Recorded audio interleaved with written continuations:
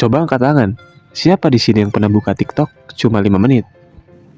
Tapi tahu-tahu udah sejam. Nah, kalau kamu angkat tangan, selamat. Kamu udah kena kutukan swipe up. Apa benar TikTok merusak generasi muda? Atau kita aja yang salah pakaiannya? Yuk, kita bahas bareng-bareng. Sorry ass DJ.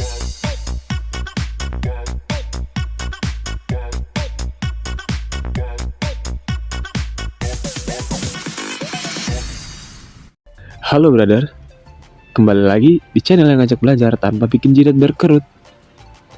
Hari ini, kita bakal ngobrolin sesuatu yang lagi rame banget. TikTok, platform yang bikin semua orang dari anak SD sampai om, bapak kos jadi konten creator. Tapi belakangan, TikTok sering banget dibilang merusak generasi muda. Katanya bikin kita jadi males. Fokus cuma ke hal receh. Dan yang paling parah, standar hidup kita jadi cuma soal view dan like. Tapi apa iya semua itu salah TikTok? Hal pertama, apa sih yang salah dengan TikTok? Ya menurut gua, TikTok itu kayak pisau. Kalau dipakai buat masak, ya berguna. Tapi kalau dipakai buat hal-hal yang gak bener, ya jelas berbahaya.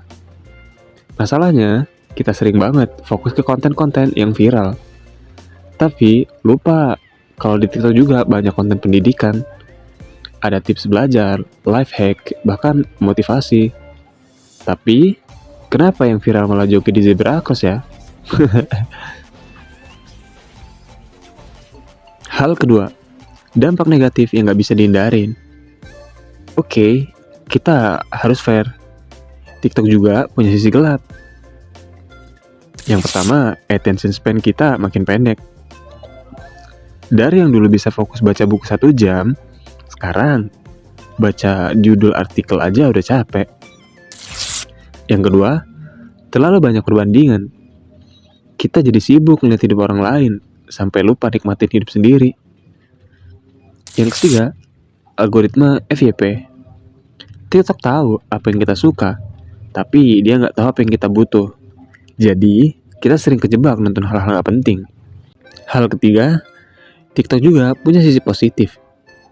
Tapi jangan buru-buru nyalain TikTok ya. Banyak juga kok orang yang belajar dari hal baru di TikTok.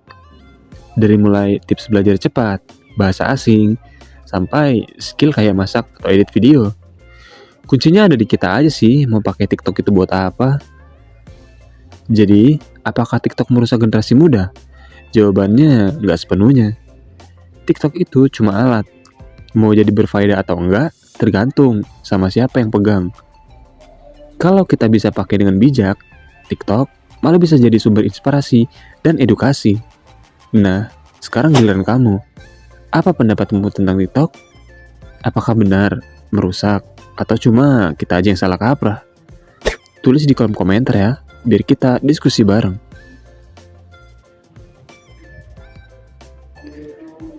Itu dia pembahasan kita kali ini.